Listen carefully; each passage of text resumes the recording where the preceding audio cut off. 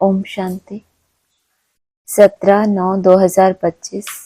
मीठे बच्चे, याद से सतो प्रधान बनने के साथ साथ पढ़ाई से कमाई जमा करनी है। पढ़ाई के समय बुद्धि इधर उधर ना भागे। प्रश्न है, तुम डबल अहिंसक अननोन वॉरियर्स की कौन सी विजय निश्चित है और क्यों? उत्तर, तुम बच्चे जो माया पर जीत पाने का पुरुषार्थ कर रहे हो। तुम्हारा लक्ष्य है हम रावण से अपना राज्य लेकर ही छोड़ेंगे। यह भी ड्रामा में युक्ति रची हुई है।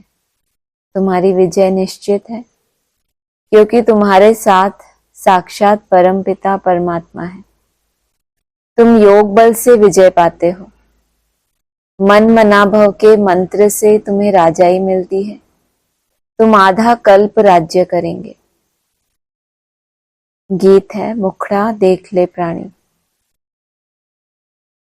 ओम शांति। मीठे मीठे बच्चे जब सामने बैठे रहते हैं तो समझते हैं बरोबर हमारा कोई साकार टीचर नहीं है। हमको पढ़ाने वाला ज्ञान का सागर बाबा है। यह तो पक्का निश्चय है वह हमारा बाप भी है। जब पढ़ते हैं तो पढ़ाई पर अटेंशन रहता है। स्टूडेंट अपने स्कूल में बैठे होंगे तो टीचर याद आएगा, ना कि बाप, क्योंकि स्कूल में बैठे हैं। तुम भी जानते हो बाबा टीचर भी है। नाम को तो नहीं पकड़ना है ना। ध्यान में रखना है हम आत्मा है, बाप से सुन रहे हैं। बाबा बाप भी है, टीचर भी है, लेकिन नाम को तो नहीं पकड़ना ना। केवल यही नाम रूप है। टीच कब तक करेगा? अंत तक कुछ न कुछ पढ़ाते ही रहेंगे, सिखाते रहेंगे, रिफाइनिंग होती रहेगी। नाम को तो नहीं पकड़ना। बाप से सुन रहे हैं, यह तो कभी होता ही नहीं। न सतयुग में न कलयुग में होता है। क्या नहीं होता?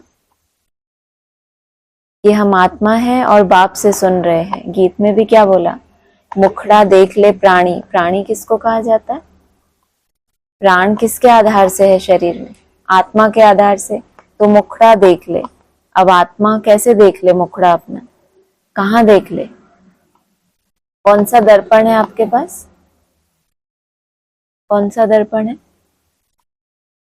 कहाँ मुखड़ा देखना है? हाँ, आप कहाँ देखते हो मुखड़ा? मन माना आत्मा ही तो हो गई ना। आत्मा को ही तो देखना है अपना मुखड़ा। आपके पास क्या है? आपका जो चार्ट है उसमें क्या है? प्रोग्रेस देखते हो ना अपनी।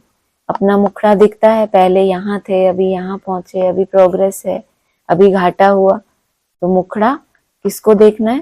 प्राणी को, माना आत्मा को देखना है। तो यह ध्यान में रखना है हम आत्मा है, बाप से सुन रहे हैं। यह तो कभी होता ही नहीं। न सतयुग में न कलयुग में होता है। सिर्फ एक ही बार संगम पर होता है। तुम अपने को आत्मा समझते हो। हमारा बाप इस समय टीचर है क्योंकि पढ़ाते हैं। दोनों काम करने पड़ते हैं। क्या दोनों काम?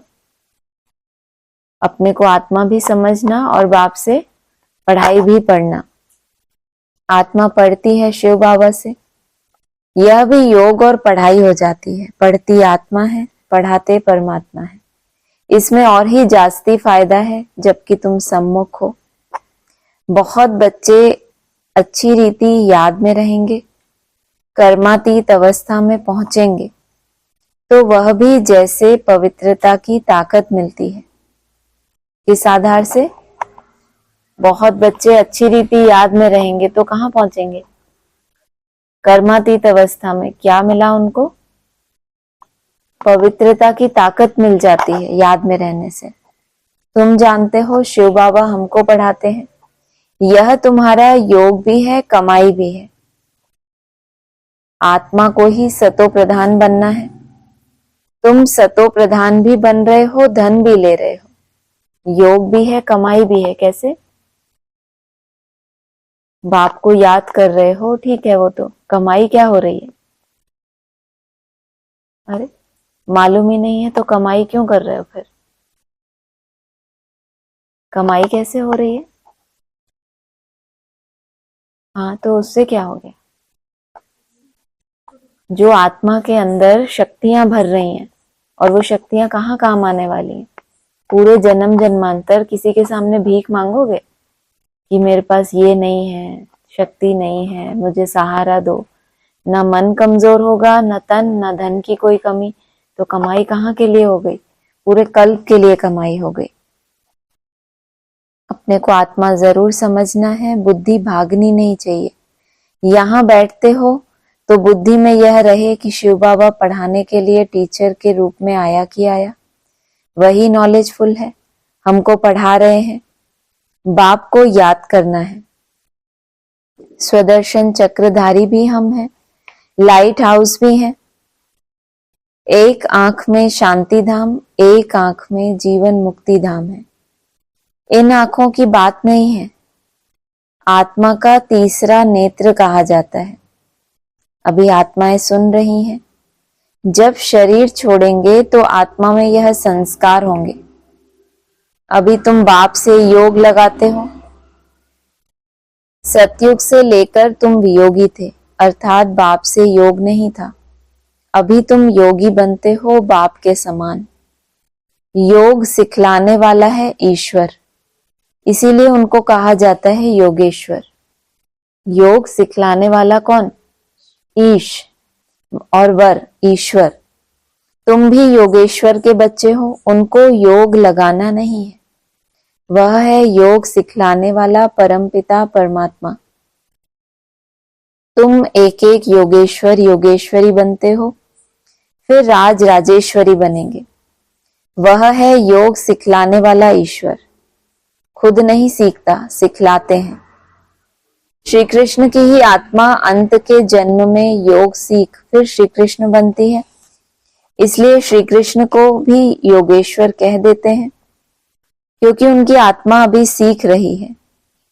योगेश्वर से योग सीख श्री कृष्ण पद पाती है। इनका नाम फिर बाप ने ब्रह्मा रखा है। पहले तो लौकिक नाम था, फिर मरजीवा बने हैं। आत्मा को ही बाप का बनना है। बाप के बने तो मर गए ना, या मर गए तो बाप के बने? क्या हुआ? बाप के बने तो मर गए, और पहले जीते जी मर कर आते हो। माना जीते जी तुमने सब कुछ छोड़ दिया, लेकिन अभी मरे नहीं है। जीते जी जो हैं, जो भी जीवित हैं, आपके संबंध दुनिया सब जीवित है कि सब मर गए तब यहाँ आए? तो जीते जी उनका त्याग करके बाप के बने। लेकिन यहाँ बाप के कब बनेंगे? जब मर गए तो बाप के बने। बाप के बने तो मर गए ना। तुम भी बाप द्वारा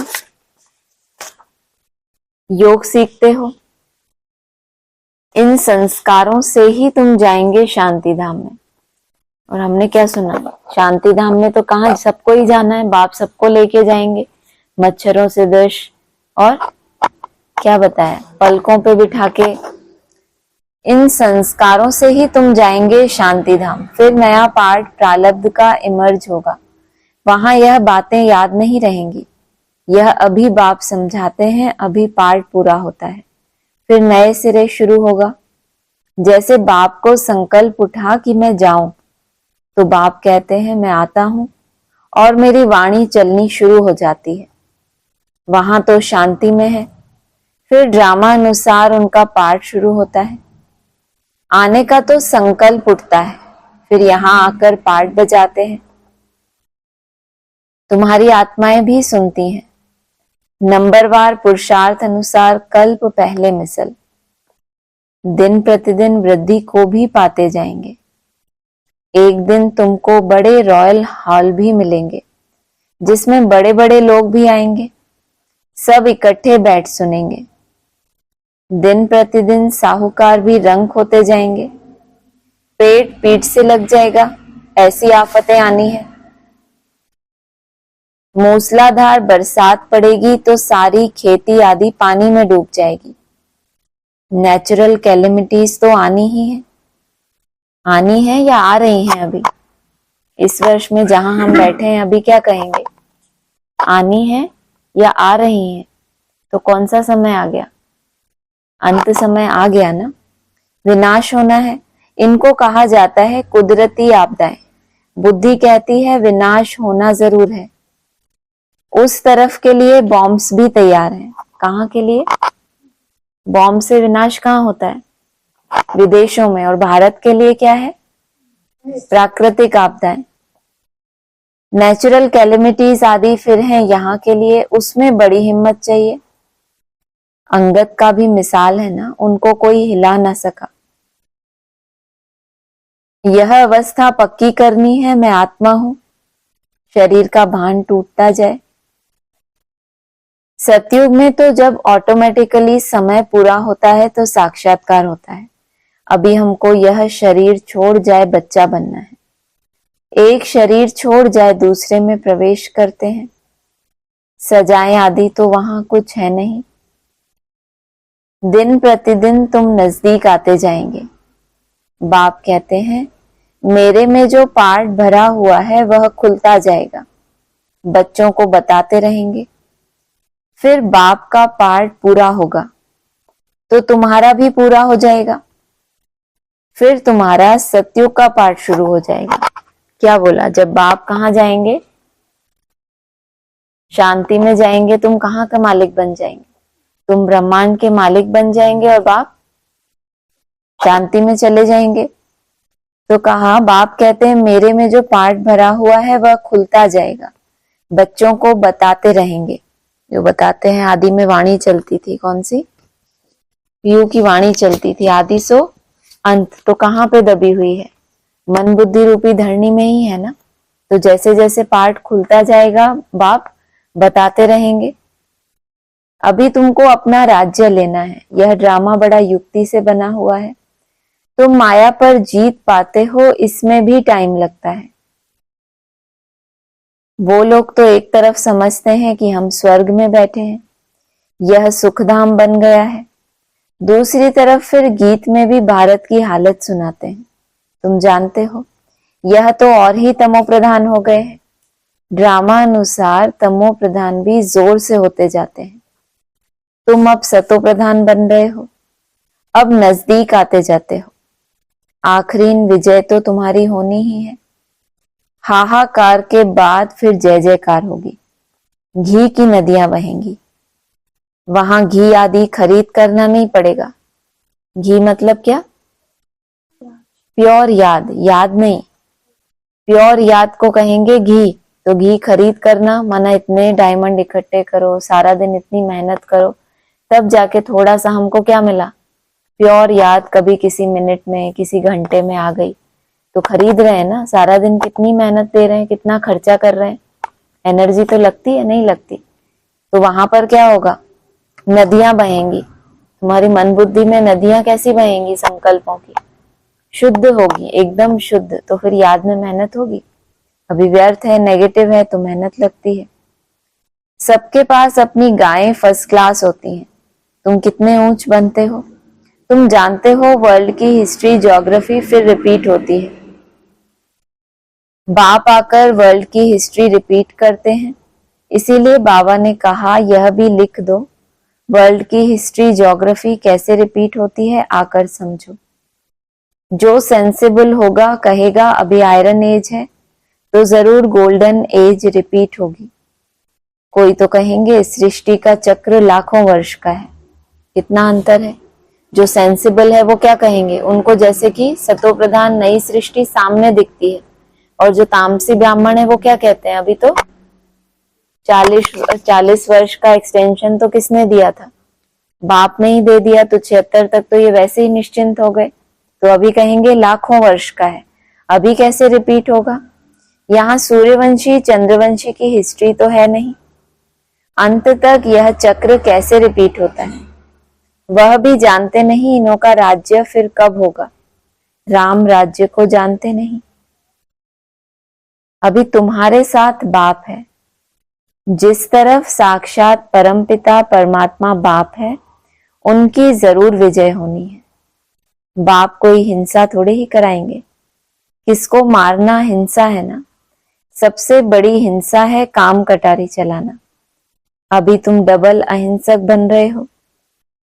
वह है ही अहिंसा परमो देवी देवता धर्म। वहां न लड़ते हैं न विकार में जाते हैं। अभी तुम्हारा है योग बल, परंतु इसको ना समझने के कारण शास्त्रों में असुरों और देवताओं की लड़ाई लिख दी है। अहिंसा को कोई जानते ही नहीं। यह तुम ही जानते हो, तुम हो incognito warriors, unknown but very well known. ब्राह्मणों की दुनिया में कैसे हो? इनकॉग्निटो अर्थात गुप्त हो एकदम, तुमको कोई नहीं जानता, अननोन। लेकिन वेरी वेल नोन मतलब कहाँ?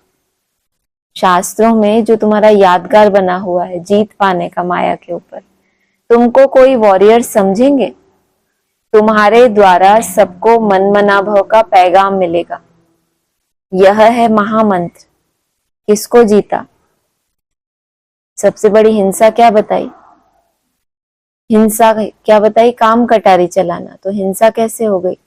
जो कामनाओं में ही रमण करते रहते हैं, खुद को भी दुख दिया। इच्छाएं पैदा होती हैं तो क्या होता है? इच्छाएं तो बड़ी अच्छी लगती हैं, कब? अगर पूरी हो जाए। अगर ना पूरी हुई तो कामेशु क्रोधेशु, तो क्रोध आता है तो किसकी हिंसा हो गई? स्वयं की भी हिंसा हुई, और अगर किसी दूसरे को भी उसमें इन्वॉल्व किया तो क्या हुआ? उसकी भी हिंसा हो गई। तो तुम इच्छा मात्रम अविद्या बनते हो, तो कौन सा धर्म बन गया? अहिंसा परमो देवी देवता धर्म। सिर्फ किस बात से? इच्छा ही नहीं बची कोई, तो ना दूसरे को दुख देंगे ना स्वयं को दुख देंगे। मनुष्य इन बातों को समझते नहीं। सतयुग त्रेता में यह होता नहीं। मंत्र से तुमने राजाई पाई, फिर दरकार नहीं। तुम जानते हो हम कैसे चक्र लगाकर आए हैं। अभी फिर बाप महामंत्र देते हैं, फिर आधा कल्प राज्य करेंगे। अभी तुमको दैवी गुण धारण करने और कराने हैं। बाबा राय देते हैं, अपना चार्ट रखने से बहुत मजा आएगा। दूसरों के साथ कंपटीशन करने से मजा आएगा या अपना चार्ट देखने से? अगर दर्पण में अपना मुखड़ा देखेंगे तो उन्नति होगी, या दूसरों को भी देखें, इनसे तो हमारा अच्छा ही है। कल सुन रहे थे ना क्लास, तो कोई कोई ऐसे में ही संतुष्ट हो जाते हैं कि पहले से तो क्या है, हमारी बहुत प्रोग्रेस हो गई, इनसे तो हम बहुत अच्छे हैं, इनका तो देखो, इनका तो देखो। तो क्या करना है? अपना चार्ट रखेंगे, अपनी उन्नति देखेंगे तो क्या होगा? तुमको बहुत मजा आएगा, क्योंकि क्या होगा? प्रोग्रेस तो हो ही रही है सबकी। अगर दूसरे से कंपेयर किया, उनकी महिमा हो गई, उनका इतना चार्ट हो गया, तो तुम कहाँ चले जाओगे? हीन भावना में चले जाओगे। रजिस्टर में गुड बेटर बेस्ट होते हैं ना, आप क्या हो रजिस्टर में? गुड हो, बेटर हो या बेस्ट हो? हाँ, बेस्ट क्या हो? बेस्ट, और कभी कभी गुड होता है, और बाकी सब बीच वाले। बेस्ट या गुड? इस भट्टी में अपने को क्या दिया आपने? लगभग पूरी हो गई, थोड़ी अभी बाकी है। क्या दिया? गुड दिया। खुद के दिल से क्या निकलता? मैंने अपने को क्या देना है? कंट्रास्ट कहां से करोगे? अपने पिछले चार्ट से ना। तो पिछले चार्ट से कुछ बेटरमेंट आई नहीं, कुछ बेटर नहीं हुआ इस बार। तो बेटर तो कह सकते हैं, गुड पिछली भट्टी गुड, ये वाली उससे बेहतर हो गई हमारी, और अगली क्या होनी चाहिए? और बेहतर, और बेहतर। बेस्ट तो अभी नहीं कहेंगे, बेस्ट तो हम कब कहेंगे? जब हम पूरी तरह संतुष्ट हो जाए। अभी तो बेहतर बीच में है, बुरा भी नहीं है। क्यों कहें बुरा, जब थोड़ी थोड़ी भी प्रोग्रेस हो रही है। और अभी क्या बोला था उस दिन क्लास में? साक्षी होके अपने पूरी भट्टी को देखना। ये नहीं कि इतने दिन निकल गए, मेरा तो अभी भी ऐसा चल रहा है, डाउनफॉल। ये सब क्या बता दिया? भक्ति मार्ग है ना। अगर रोना धोना चल रहा है, एक तरफ रोना धोना, शोक मनाना उसका, और दूसरी तरफ अपने चार्ट देखना। सिर्फ ये नहीं कि बहुत मेरा टॉप मोस्ट चार्ट है उसको देखना, जैसा भी है उसको साक्षी होके देखना कि मेरी पहले से इसमें क्या प्रोग्रेस है। पिछली भट्टी की एवरेज निकालो। कभी कभी चार्ट आपका बहुत डाउन में जाता है, फिर कभी अच्छा होता है। जब एवरेज देखते हो तो बहुत राहत आती है कि अच्छा, एवरेज तो बहुत अच्छी है। नहीं तो किसी किसी दिन एकदम डाउन हो जाए तो उसका प्रभाव किसी दिन बहुत अच्छा हो जाए, और एकदम से जब डाउन हो तो बहुत ज्यादा प्रभाव होता है कि ये क्या हो गया, कौन सी भूल हो गई। जब एवरेज निकालेंगे तो कहाँ पहुंचेंगे? फिर अपनी उसी बीच वाली अवस्था में आके खड़े हो जाएंगे। तो गुड नहीं कह रहे, बेस्ट नहीं कह रहे, लेकिन क्या कह रहे? बेटर है पहले से। रजिस्टर में गुड, बेटर, बेस्ट होते हैं ना, खुद भी फील करते हैं, बाबा नहीं देंगे। हाँ, क्या दिया आप लोगों ने अपने आप को? कुछ बोले ही नहीं पीछे वाले। क्या दिया? बेटर दिया, गुड, क्या दिया? दिया। तो बाबा ने कहा अब खुद भी फील करते हैं क्या कि रजिस्टर में हमारे गुड मिला, बेटर मिला या बेस्ट मिला। खुद भी फील करते हैं, कोई अच्छा पढ़ते हैं, कोई का अटेंशन नहीं रहता तो फेल हो जाते हैं। बेस्ट क्यों नहीं देते अपने आप को? बेस्ट देने से दिक्कत क्या आ जाएगी? क्या लगता है? हाँ, नहीं, बेस्ट देने से अब आप लोगों को क्या लगता है पता नहीं। बेस्ट जब दे दिया इसका मतलब हम अपनी पूरी मेहनत कर रहे हैं, इससे ज्यादा कैपेसिटी नहीं है तो आप वहीं रुक गए, या आपका और स्कोप है कि अभी तो टारगेट बहुत ऊंचा है। मान लो किसी का टारगेट है कि मेरे को 480 तक पहुंचना है, और मान लो इजीली उसको लगे कि ये मेरा बेस्ट है। आपका बेस्ट क्या है? आपका बेस्ट लक्ष्य कौन सा है जो आपको लगता है यहां तक जाना है? बोलो, पीछे वाले बोलो। वाह, तो जिसका ये टारगेट है तो वो कभी अपने को बेस्ट देगा 400 में, 500 में, 600 में। क्यों? क्योंकि उसको अपनी कैपेसिटी को क्या करना है, धीरे धीरे बेस्ट माना, आप संतुष्ट हो गए, आई एम द बेस्ट, बस मुझे अब इससे ज्यादा चाहिए ही नहीं। ऐसा नहीं, बेटर दो लेकिन बोलो नहीं अभी बहुत ऊंचा है लक्ष्य, अमरपुरी की भी यात्रा बहुत लंबी है, तो अभी कहाँ बेस्ट। तो कहेंगे कि अपने आप को हमेशा ये नहीं सोचना कि बस मेरा इतनी ही कैपेसिटी है, मैं और थोड़ी मेहनत कर सकता हूँ, ये जो व्यर्थ इतना है ये और भी कंट्रोल हो जाएगा, भले बिल्कुल नहीं हो रहा लेकिन अगले दिन के लिए क्या होप रखनी है कि नहीं ये थोड़ा और अच्छा हो जाएगा, इस संकल्प को मुझे और भी कम करना है, वरना रहने ही नहीं। अगर 1 मिनट पहुंच भी गए तो खुश नहीं हो गए, फिर क्या अगला लक्ष्य? 2-3 मिनट आ गया, फिर अगला 5 मिनट, फिर बड़ा महारथी 10 आ गया, 10 माना बस। तो कहेंगे बेटर देने से क्या होता है, आगे बढ़ने की मार्जिन रहती है हमेशा। कोई अच्छा पढ़ते हैं, कोई का अटेंशन नहीं रहता तो फेल हो जाते हैं। यह फिर है बेहद की पढ़ाई, बाप टीचर भी है, गुरु भी है, इकट्ठा चलता है। कौन सा पार्ट?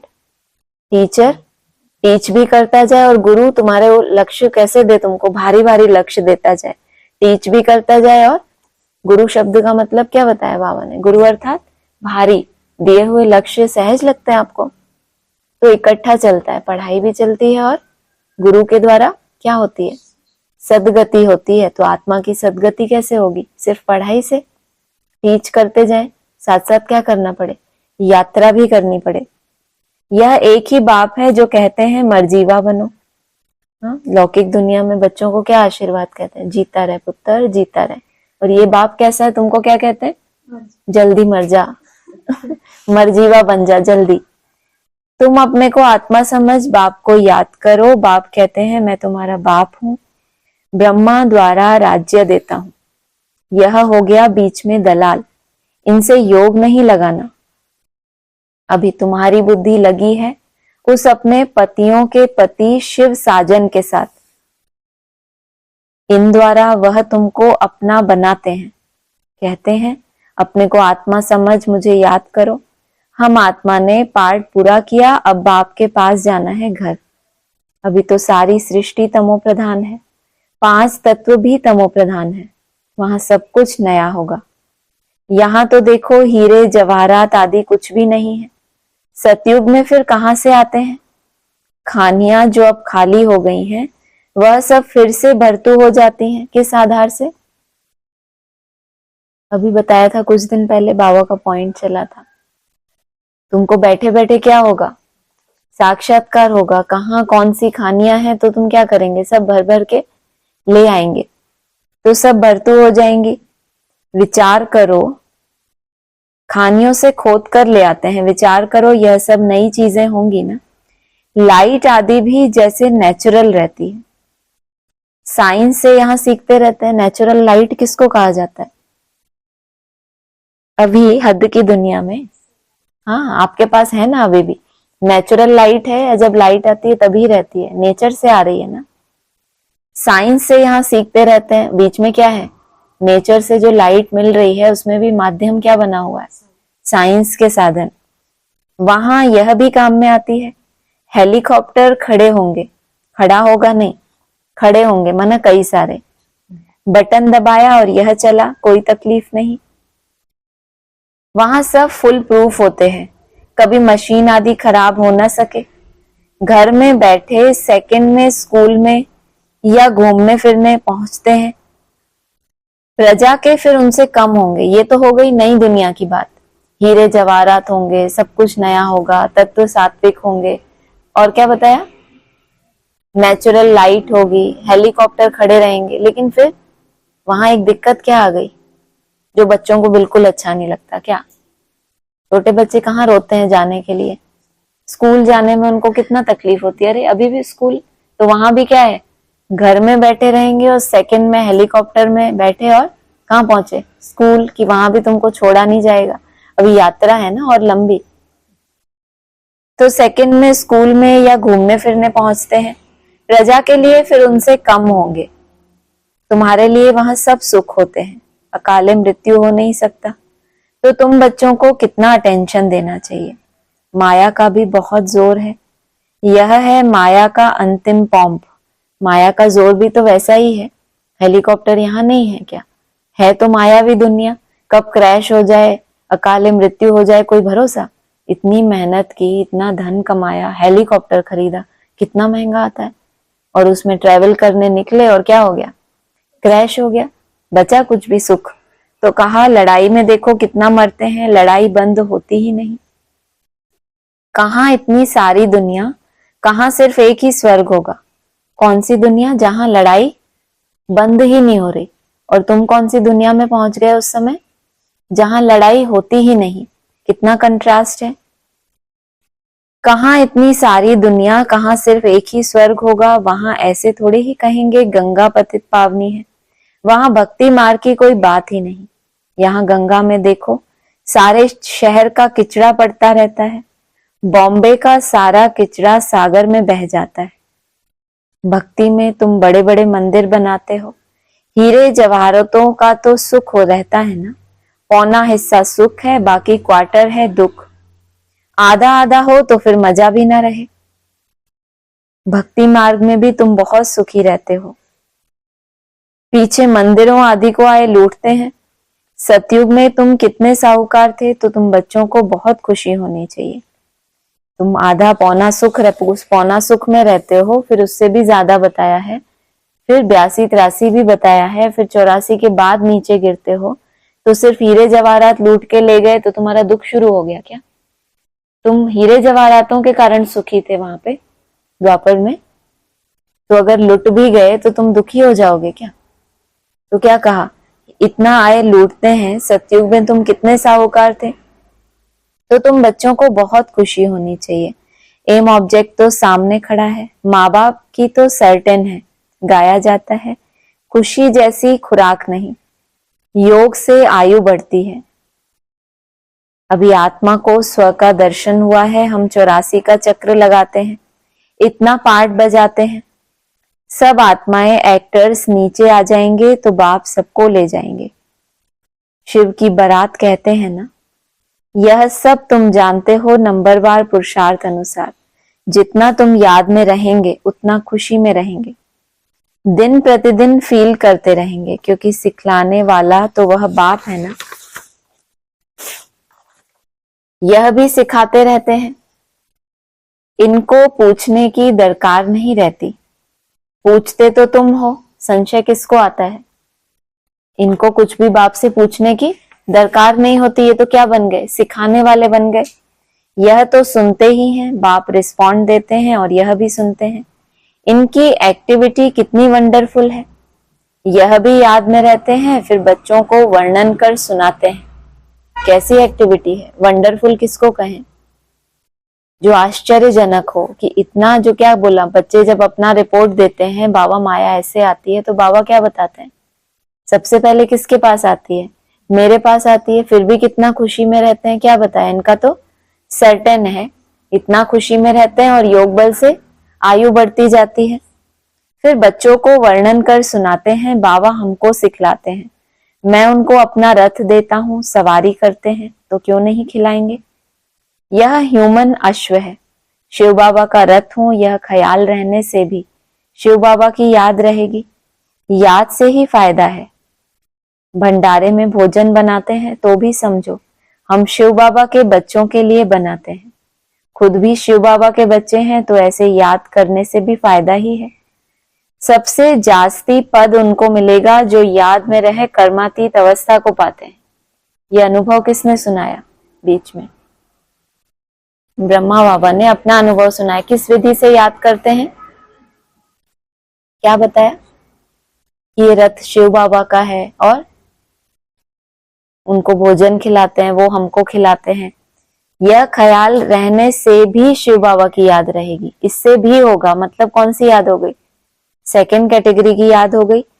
फिर कहा ये सब शिव बाबा के बच्चे हैं, ऐसे याद करने से भी फायदा ही है। मतलब वो नहीं तो वो कुछ तो करो। फिर आगे बोला सबसे जास्ती पद उनको मिलेगा जो याद में रहे कर्मातीत अवस्था को पाते हैं। बाबा ने लास्ट मुरली में क्या बोला? ये बाबा भी अभी कर्मातीत अवस्था को नहीं पाया, इनको भी अभी समय लगेगा। तो जास्ती पद किनका हो गया? जो कर्मातीत अवस्था को पाते हैं और सर्विस भी करते हैं। यह बाबा भी बहुत सर्विस करते हैं ना, इनके साथ भी लगा दिया, क्योंकि ये वो तो नहीं है ना जो कर्मातीत अवस्था को पा ली है अभी। ये बाबा भी बहुत सर्विस करते हैं ना, इनकी बेहद की सर्विस है, तुम हद की सर्विस करते हो। सर्विस से ही इनको भी पद मिलता है। तुम्हारी हद के लौकिक बाल बच्चे और इनको बेहद के परिवार को संभालना है, तो इनकी बेहद की सर्विस। शिव बाबा कहते हैं ऐसे ऐसे करो, इनको भी राय देते हैं। तूफान तो बच्चों को आते हैं, सिवाय याद के कर्मेंद्रियां वश होना मुश्किल है। याद से ही बेड़ा पार होना है। यह शिव बाबा कहते हैं या ब्रह्मा बाबा कहते हैं, यह समझना भी मुश्किल हो जाता है। आपको तो थोड़ा थोड़ा आ गया ना समझना कि कब कौन बोलता है। इसमें बड़ी महीन बुद्धि चाहिए। अच्छा, मीठे मीठे सिकीलदे बच्चों प्रति माता पिता बाप दादा का याद प्यार गुड मॉर्निंग। रूहानी बाप की रूहानी बच्चों को नमस्ते।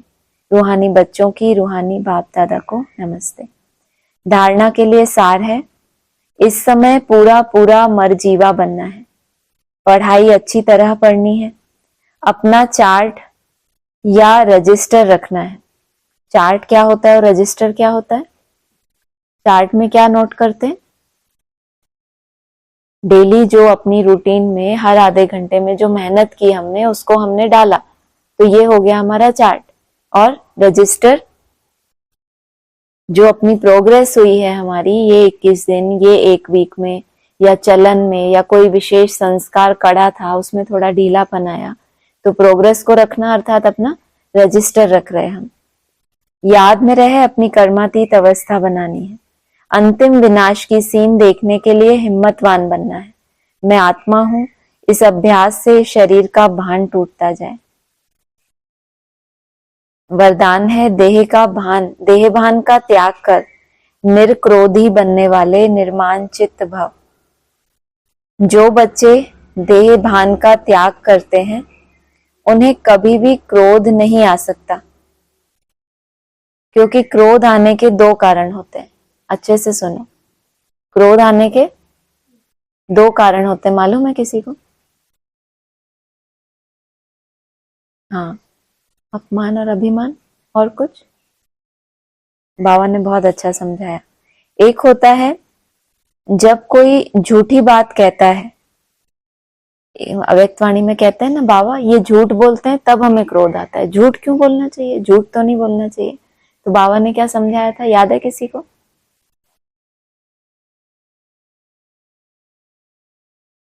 नहीं, वो कर रहा है वो गलत है, और तुम क्रोध कर रहे हो वो सही है क्या? माना वो गलत कर रहा है और तुम भी गलत करके ही गलत बाबा को बता रहे हो कि ये झूठ बोला इसलिए क्रोध आया। उसका झूठ बोलना गलत, और तुमने क्या श्रीमत का पालन किया, तो दोनों ही गलत हो गए ना। हाँ, तो गलत गलत को सुधारेगा या बढ़ाएगा? आग लगी हुई है, उसमें और थोड़ा सा मिट्टी का तेल डाल दो तो क्या होगा? तो दोनों ही विकारी। तो एक तो जब कोई झूठी बात कहता है, दूसरा क्रोध कब आता है? आता ही नहीं। गुड, पढ़ लिया था? नहीं, पढ़ा हुआ नहीं बताना था। संस्कार मिलाने, बाप समान बनना है, तो देखें हमारे मन में वही संकल्प आता है जो बाबा कहना चाहता है। ये तो बताया था इन्होंने पहले ही कि अपमान जब होता है तो क्या होता है, क्रोध आता है ना। क्योंकि हमें किससे सबसे ज्यादा प्यार है, हर एक आत्मा को स्वयं से प्यार है। हमें ऐसी गलत फहमी होती है कि हम इनको बहुत प्यार करते हैं, हमें माँ बाप से प्यार है। उनसे भी इसलिए प्यार है क्योंकि आपको स्वयं से प्यार है। वो आपको प्राप्ति कराते हैं इसलिए आपको वो अच्छे लगते हैं। आपको प्राप्ति कराना छोड़ दें, आपकी तरफ कभी देखें ही ना, तो आपको कभी लागत जाएगी उधर। तो कुल मिला के प्यार कहाँ से, स्वयं से। उस स्व को किसी ने गाली दी तो फिर क्या करेंगे, क्रोध करेंगे। यही दो बातें क्रोध को जन्म देती हैं। ऐसी परिस्थिति में निर्माण चित्त के वरदान द्वारा अपकारी पर भी उपकार करो। गाली देने वाले को गले लगाओ, निंदा करने वाले को सच्चा मित्र बनाओ। कितना मुश्किल काम है, आसान है कि मुश्किल? हाँ, बहुत मुश्किल है। स्वीकार तो किया कि बहुत मुश्किल है।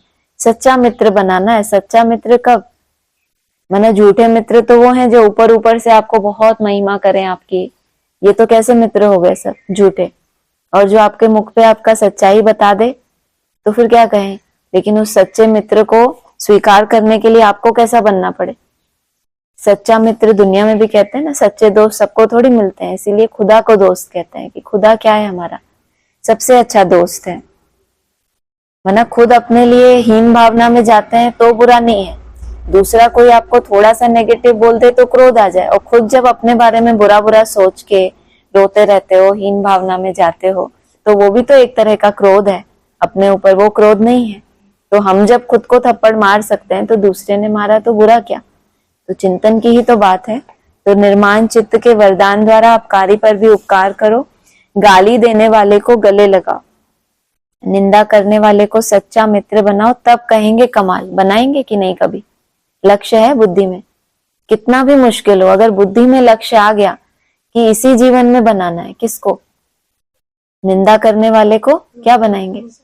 सच्चा मित्र बनाएंगे अपना। जब ऐसा परिवर्तन दिखाओ तब विश्व के आगे प्रसिद्ध होंगे। तो सबसे जास्ती ग्लानि किसकी होती है?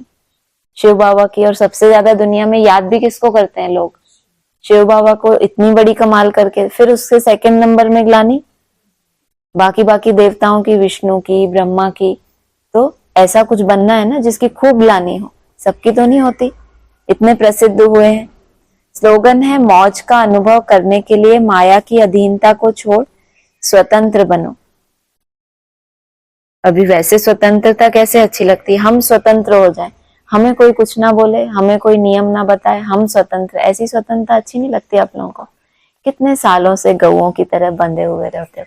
किसी किसी को मन में आता होगा ना, ऐसे स्वतंत्र हो जाए, कोई बोलने वाला ना हो, कोई कुछ ना हो, कोई नियम नहीं हो, कोई कानून नहीं हो। ऐसी स्वतंत्रता नहीं अच्छी लगती? अच्छी निकती होगी ना? नहीं अच्छी लगती ऐसे। ऐसे कोई टोकता रहे, ऐसे करो भाई, ऐसे करो, ऐसे मतलब अच्छी लगती है ऐसी? कहीं से कहीं चले। कितनी सुंदर समझ बैठी है बुद्धि में कि ये बंधन क्या है, ईश्वरीय बंधन क्या है, हमको माया के बंधन से छुड़ाने वाला है। इस बंधन से छूटे। अभी आपका मन क्यों छूटना चाहता है? सृष्टि कहाँ से होती है? संकल्पों से सृष्टि होती है या सृष्टि में है तब हमारे संकल्प हैं? क्या होता है बताओ भाई, आप लोग भी कुछ। संकल्प है तो सृष्टि है या सृष्टि है इसीलिए हमारे संकल्प चलते हैं? मना हमारे अंदर मन में क्या है, अभी उलझने हैं, संकल्प हैं बहुत सारे, तो हम सृष्टि में प्रभावित हो रहे हैं। ये ना होता, ये छूट जाए, मैं अकेले में कहीं चला जाऊं, जंगल में कहीं चला जाऊं। सन्यासियों का ऐसा ही होता है ना, सृष्टि ही नहीं होगी तो संकल्प ही नहीं होगा, गड्ढे के अंदर चले जाएंगे। उसमें भी तो, जमीन पे भी तो कोई जानवर हैं, पेड़ हैं, हम गड्ढे के अंदर चले जाएंगे, रहेगा ही नहीं कुछ, सांस ही नहीं लेंगे हम, रहेगा ही नहीं कुछ, मुक्त हो गए क्या इसको कहेंगे? बाबा क्या कहते हैं, ऐसी गति चाहिए तुमको है? जब कुछ है ही नहीं और तब हम एकदम ऐसे, तो परम धाम में तुम वैसे भी पहुंच जाओगे, जड़वत अवस्था। क्या करना है? अंदर से बाहर का परिवर्तन होगा, या बाहर से हमें कोई कुछ ना बोले, कोई हमारे ऊपर बंधन ना हो, हम ही सेंटर इंचार्ज बन जाए, हम जैसे चाहे वैसे चले। ऐसी स्वतंत्रता चाहिए आपको? किसी एक आध को तो चाहिए होगी, नहीं एक को भी नहीं चाहिए। मौज का अनुभव करने के लिए माया की अधीनता को छोड़ना है।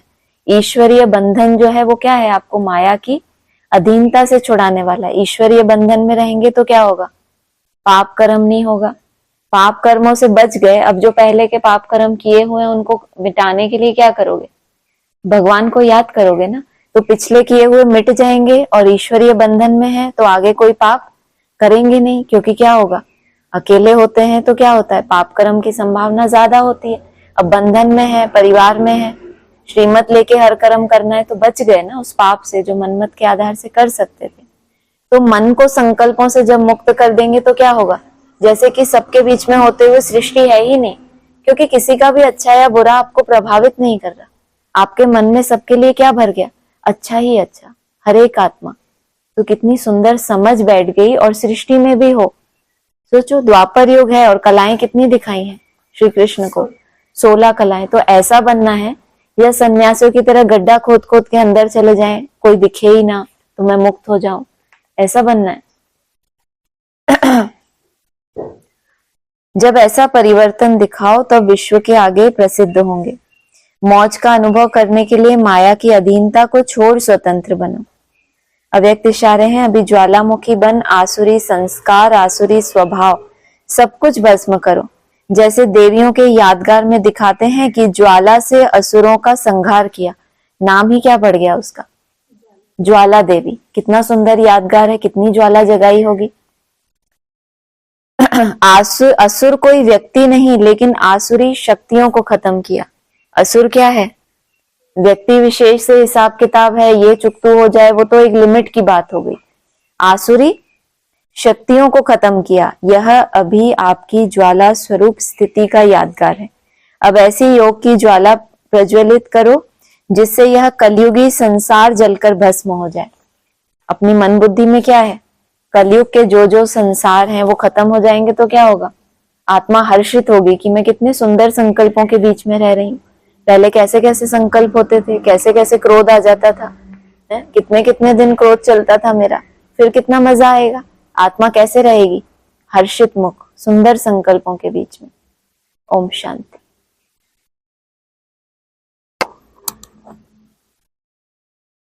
हाँ जी, ऑनलाइन किसी को कुछ बोलना है, आप लोगों को कुछ बोलना है क्या, नहीं किसी को बोलना है कुछ ऑनलाइन? हाँ जी, बहुत कुछ। हाँ जी, ओम शांति।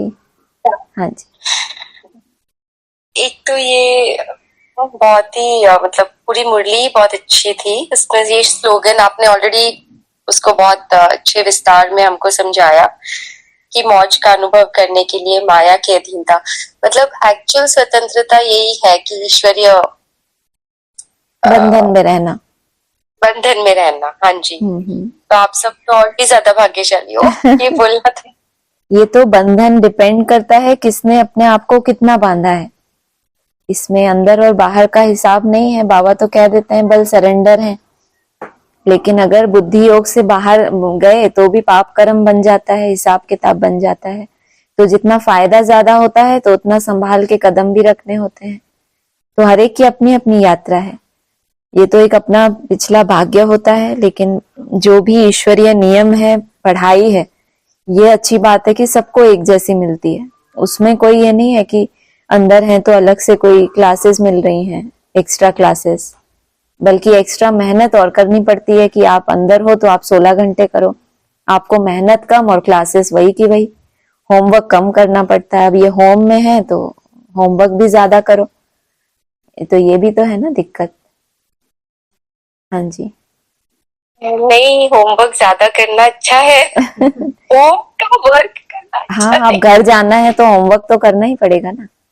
पूरा कल्प हमने ऐसे निकाल दिया, सतयुग से लेके बाबा ने स्वतंत्र कर दिया था कि अब तुम सुधर गए हो, तो अब अपने हिसाब से रहना। तो हमने किया क्या, सब कुछ। फिर बाबा उलाहना देते हैं, तुमको मैंने कितना सुंदर बनाया था।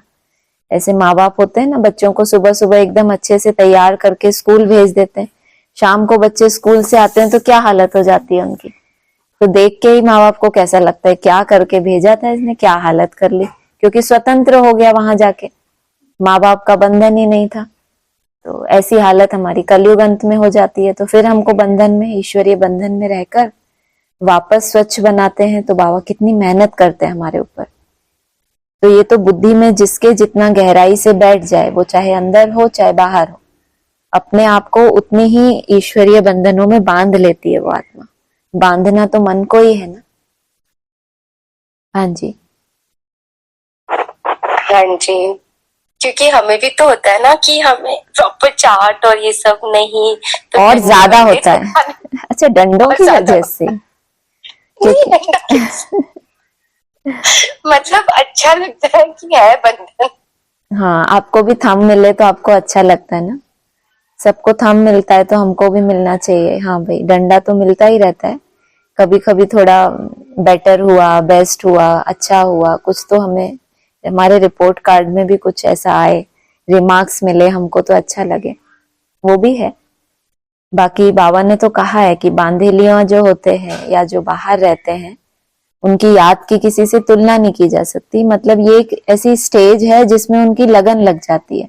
अब वो लगन आपकी ज्ञान के आधार से लगती है, या स्थितियां परिस्थितियां ऐसी बनती हैं, या कोई भी कारण ऐसे बनते हैं जो सबसे वैराग आ जाता है कि कोई भी नहीं है मेरा, तो बस बाबा है। तब जबकि सबने साथ छोड़ दिया तब ये बुद्धि में आए या ज्ञान से ही आ जाए, तो ये तो अपनी अपनी स्थिति है हर एक की। हाँ जी, ध्यान वाला ही अच्छा है। अच्छा तो है। होता क्या है एक्चुअली में, इजी हाँ, क्या होता तो है? दूसरा वाला है। हाँ, इजी बहुत हो जाता है उसमें। कोई मेहनत मेहनत नहीं करनी पड़ती, चिंतन नहीं करना पड़ता, क्योंकि मैं जो होता है, जिसको हम मैं समझते हैं, हर्ट हो जाता है ना वो, तो जहां से उसको दुख मिला है तो उसको छोड़ना आसान हो जाता है। जब तक उस मैं को अपनी ही परिभाषाओं के आधार से सुख मिल रहा है। अब ईश्वरीय याद में रहने में संघर्ष बहुत होता है, सुख थोड़ा सा होता है, और वहां जो हमारी हमारी सुख की परिभाषा है वो ज्यादा मिल रहा है और बिना मेहनत के, तो फिर बुद्धि नेचुरल रूप से उधर ही आकर्षित होती है। हाँ जी, हाँ जी, और वरदान भी कितना, मतलब बाबा ने जो समझाया कि गाली देने वाले को गले लगाओ, निंदा बिल्कुल। करने वाले को सच्चा मित्र मानो, तब हाँ कहेंगे कमाल। हाँ बिल्कुल। और आज पूछा भी रजिस्टर में, गुड बेटर बेस्ट क्या दिया आप लोगों ने, क्या दिया अपने आप को इस भट्टी में? पिछले से बेटर हुए हैं? राजन भाई दे रहे हैं बेस्ट ऑफ द बेस्ट। वाह, ये वाह, राजन भाई। Very good. इतना संतुष्ट होना बहुत बड़ी बात है। नहीं तो भट्टी करते हैं, स्पेशल टारगेट लेते हैं तो माया का ऑपोजिशन भी होता है, उससे प्रभावित होते हैं, तो मार्जिन रखते हैं कि अभी और देखते हैं थोड़ा आगे। बहुत अच्छा है। हाँ जी, हमारा बेटर है वाला है, गुड वाला बेटर वाला, ऐसा। ठीक ठीक ठीक। हाँ और जी। और जो आज जो गीत था, मुखला मुखड़ा देख ले रानी, मतलब वही क्वेश्चन भी वैसा ही था मेरा सुबह से, और फिर वही गीत भी आ गया कि जो हमारे संस्कार है, हमारे अंदर जितने भी संस्कार, जटिल संस्कार होते हैं, और फिर हम ये मेहनत भी करते हैं।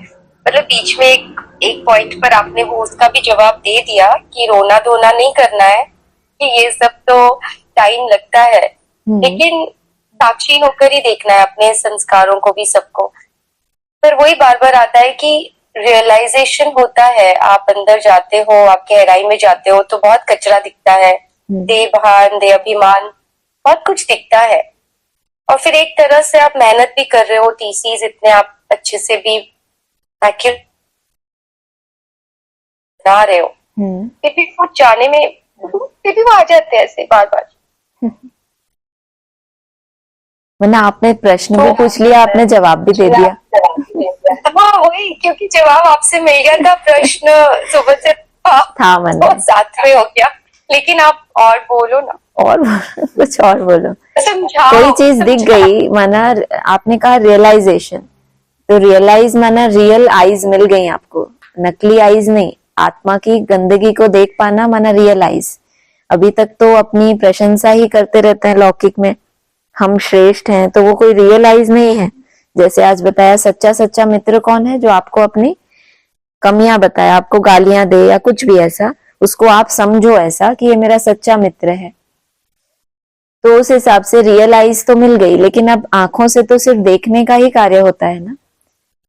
जैसे अभी स्थूल है, मान लो कोई आपका लौकिक घर है, आपको दिख गया कि ये जगह पर फलाना फलाना कचरा है। अब देख लिया आपने, तो देखने के बाद आप सोचते ही थोड़ी रहोगे कि ये कचरा है, ये जाता ही नहीं, ये कचरा है। आपको प्रैक्टिकल में करना पड़ेगा ना कुछ उसको हटाने के लिए।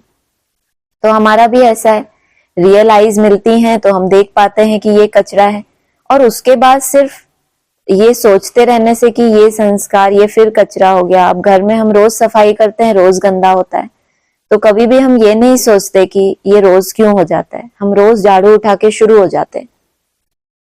तो वहां पर सोचने से इतना नहीं होगा, रियलाइज करने के बाद होता है प्रैक्टिकल। अगर सच में आपने रियलाइज किया है तो उसके बाद आपके अंदर उतनी दृढ़ता आती है कि इतना दिल से कोई चीज रियलाइज हो गई तो अब इसको बदलने के लिए मुझे इतना इतना चार्ट तो करना ही है। भले उसके लिए जाप करना पड़े, भले उसके लिए एक्स्ट्रा मेहनत, कुछ त्याग भी करना पड़ेगा, तो वो ढीले रूप में रियलाइज नहीं करना कि हाँ ऐसा है तो अब मुझे करना क्या है। जब जब रियलाइज हो तो अपने को पनिश करना है कि आज फिर इतना उसके लिए एक्स्ट्रा चार्ट बनाना है, इतने इतने जाप करने हैं हर कर्म करते। जिस कर्म में हमारा अलबेलापन आ जाता है वहां जाप का सहारा लेना। कुछ ना कुछ जब भी रियलाइजेशन हो तो प्रैक्टिकल के लिए भी प्लान करना। तो ये जैसे स्थूल सफाई के लिए हम कभी ये नहीं सोचते क्यों रोज रोज गंदा होता है, तो मन के लिए भी उसको समय देना है कि हर चीज खत्म हो रही है, लेकिन एकदम से जीरो पे नहीं चली जाएगी, परसेंटेज में हो रही है। इसका मतलब याद में मेरी प्रोग्रेस है, तभी तो वो संस्कार थोड़ा थोड़ा लूज होता जा रहा है। हाँ जी, हाँ जी, बिल्कुल ठीक है। और आज का एक पॉइंट था ना, सतयुग में तुम कितने साहूकार थे और तुम बच्चों को बहुत खुशी होनी चाहिए, एम ऑब्जेक्ट तो सामने खड़ा है।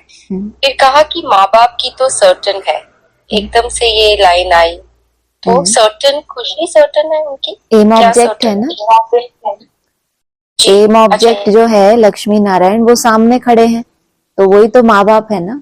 उनका सर्टेन है कि उनको ये पद पाना ही है, तुम्हारे सामने है वो, इस हिसाब से बोला। अच्छा, हाँ जी हाँ जी।